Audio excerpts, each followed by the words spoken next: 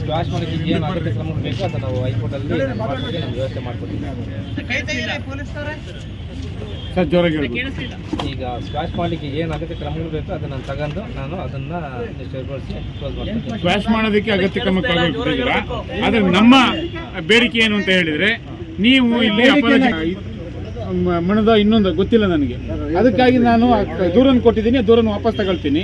ಅದೇ ರೀತಿ ರೈಟಿಂಗಲ್ಲಿ ಕೊಡ್ತಾ ಇದ್ದೀನಿ, ಮತ್ತು DSP ಕೂಡ ರೇಟಿಂಗ್ ಕೊಡ್ತೀನಿ. ಮತ್ತು ನೀವೇನು ಕ್ವಾಶ್ ಮಾಡಿಸ್ಕೊಡ್ತೀನಿ ಅಂತ ಈಗ ಹೇಳಿದ್ರಿ, ಅದನ್ನು ಕೂಡ ಕ್ವಾಶ್ ಮಾಡಿಸ್ಕೊಡಿ, ಅದರಲ್ಲಿ ಅಫಿಡೇವಿಟ್ ಹಾಕಿ. ಜೊತೆಗೆ ತಾವೇನೆ ಅವರು ಮೇಲಧಿಕಾರಿಗಳಿಂದ ನಿಮಗೆ ಟ್ರಾನ್ಸ್ಫರ್ ಆರ್ಡರ್ ಬರೋಕ್ಕಿಂತ ನಾಳೆನೇ ನೀವು ಟ್ರಾನ್ಸ್ಫರ್ ಆರ್ಡರ್ಗೆ ಇದು ಮಾಡ್ಕೊಂಡು ತಾವು ಟ್ರಾನ್ಸ್ಫರ್ ಮಾಡಿಸ್ಕೊಂಡು ಇಲ್ಲಿಂದ ಬೇರೆ ಕಡೆಗೆ ಸ್ಥಳಾಂತರ ಆಗೋದು ನಮಗೆ ಒತ್ತಾಯ ಸರ್. ಇಲ್ಲಿ ತಾವು ಮುಂದುವರಿಯೋದು ಬೇಡ ಅಂತ. ಯಾಕೆಂದರೆ ನಮಗೆ ಅಂತ ಅಲ್ಲ, ಬೇರೆಯವ್ರಿಗೆ ಅದೊಂದು ಪಾಠ ಆಗಲಿ ಅನ್ನೋ ಉದ್ದೇಶದಿಂದ ತಾವೆಲ್ಲೋದ್ರೂ ಕೂಡ ಅಧಿಕಾರಿ ಇದೇ ಹುದ್ದೆಯಲ್ಲಿ ಇರ್ತೀರ, ಬೇರೆ ಕಡೆ ಹೋಗ್ಬಿಟ್ಟು ತಾವು ಟ್ರಾನ್ಸ್ಫರ್ ಆಗಿ ಅಂತ ನಮ್ಮ ಇಷ್ಟು 4 ಬೇಡಿಕೆ ಇದೆ.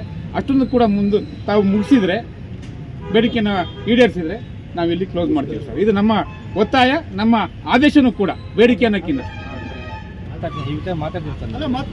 ಮಾತಾಡಿದ್ರೆ ನಮಗೆ ಟೈಮ್ ಇಲ್ಲ ಸರ್. ಆಲ್ರೆಡಿ ಗಂಟೆ 6 ಕಾಲ ಆಯ್ತು. ಇಡೀ ಜಿಲ್ಲೆಯಿಂದ ಬಂದಿದ್ದಾರೆ, ಬೆಂಗಳೂರಿಂದ ಬಂದಿದ್ದಾರೆ, ಮಂಡ್ಯ ಮಳವಳ್ಳಿಯಿಂದ ಬಂದಿದ್ದಾರೆ. ಇವ್ರು ನಾವು ಬೆಳಗಿಂದ ಕಾಯಿಸ್ತಾ ಇದ್ದೀವಿ. ತಾವು ಕೂಡ ಬೆಳಗ್ಗೆ 9ವರೆಗೆ ಬಂದು 11ವರೆಗೂ ಕೂಡ ಇದೇ ರೀತಿ ಹೇಳಿ ಮಾತಾಡ್ಕೊಬತ್ತೀನಿ ಅಂತ ಆಚೆ ಹೋಗ್ತೀರಾ, ಮತ್ತೆ ತಮ್ಮ ವರ್ಷನ್ ಚೇಂಜ್ ಆಗುತ್ತೆ. ಖಂಡಿತವಾಗ್ಲು ನೀವು ರೈಟಿಂಗ್ ಅಲ್ಲೂ ರೆಡಿ ಮಾಡ್ಕೊಂಡ್ರಿ, ಇಲ್ಲಿ ಮುಗಿಸ್ಕೊಂಡು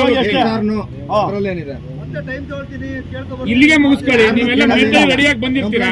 ಆದ್ರೆ ಸರ್ ನೀವು ಇಲ್ಲಿ ಇಷ್ಟು ಹೇಳಿ ಹೋಗಿ ಇಲ್ಲಿ ಸ್ಟಾಪ್ ಮಾಡ್ತೀವಿ, ಇಲ್ಲ ಕಂಟಿನ್ಯೂ ಆಗುತ್ತೆ ಸರ್.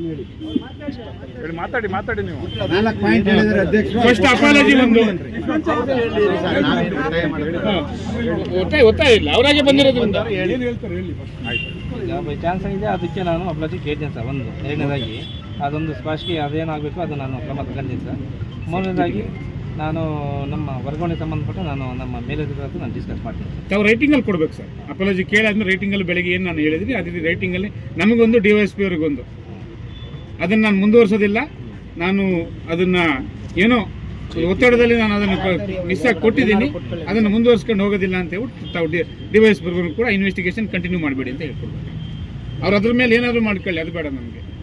ನಮಗೇನು ಕೊಡ್ತೀರೋ ಅದೇ ರೀತಿ DSP ಕೊಡಬೇಕು. ತಾವು ಎಲ್ಲರಿಗೂ ಕೂಡ ಅಪಾಲಜಿ ಕೊಡಬೇಕು. ಅದನ್ನು ಕಾಯ್ದೆನ ನಾನು ದುರುಪಯೋಗ ಪಡಿಸ್ಕೊಂಡಿದ್ದೀನಿ, ಮುಂದೆ ಆ ರೀತಿ ಆಗೋದಿಲ್ಲ ಅಂತ. ಇನ್ನೇನಿಲ್ಲ, ಮತ್ತೆ ಚೇಂಜ್ ಆಗ್ಬಾರ್ದು.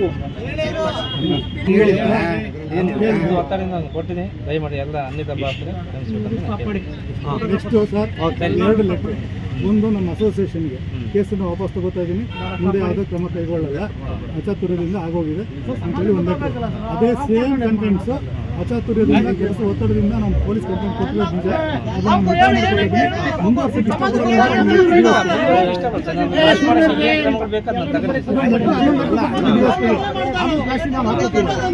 ಅದನ್ನು ಕೊಡಿ, ಇಲ್ಲಿಗೆ ಒಂದು ಕೊಡಿ ಸರ್, ಅಷ್ಟೇ. ಒಂದು ಸೇಮ್ ಲೆಟರ್ ಕೊಡಿ, ಅಸೋಸಿಯೇಷನ್ ಒಂದು ಸೇಮ್ ಲೆಟರ್ ಕೊಡಿ, ಇಲ್ಲಿ ಮುಗೀತು. ಲೆಟರ್ ಕೊಡೋ ವಿಚಾರ ನಾನು ಕೇಳಬೇಕು, ಯಾಕಂದ್ರೆ ನಾನು ಮಾತಾಡಬೇಕು ಸರ್. ಲೆಟರ್ ಕೊಡೋ ವಿಚಾರ ನಾನು ಕ್ಲಾರಿಫಿಕೇಶನ್ ತಾವು ಬೆಳಿಗ್ಗೆ ಇದೇನೇ ಹೇಳಿಲ್ಲ ಸರ್. ಇಲ್ಲ, ಲೆಟರ್ ಕೊಡೋ ವಿಚಾರ ನಾನು ಕ್ಲಾರಿಫಿಕೇಶನ್ ನಾನು ಐಆರ್ ಆಫೀಸರ್ ಹತ್ರ ನಾನು ಇದೊಂದು ಇಲ್ಲೇ ಇದಾರಲ್ಲ ಸರ್, AC